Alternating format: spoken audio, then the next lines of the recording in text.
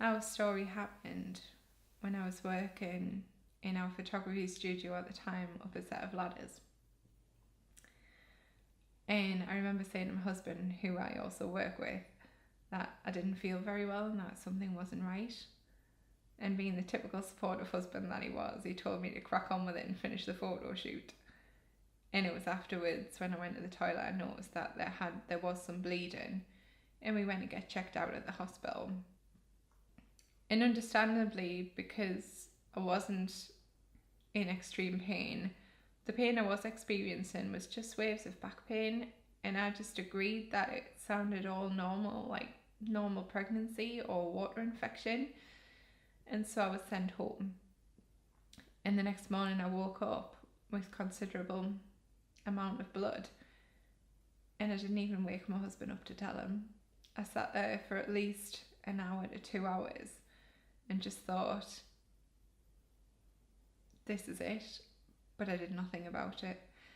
By the time I rang the hospital, when he did wake up and got there and was examined, I was 4 to 5 centimetres dilated, and I was admitted to the unit at that point and given medication to try and prolong the pregnancy. Less than 2 days later, I did deliver our daughter, and as far as we know, we still don't know what triggered the labour. When she was born, she did pretty well for a 27-week baby. She did need ventilating, so she was intubated and whisked up to the neonatal unit. And once we were up there, it wasn't always plain sailing. I can't remember every day as that happened now, but there were times when we were told that she wasn't going to make it. And there were times that we were told she might have to go to the RVI because she may have developed neck.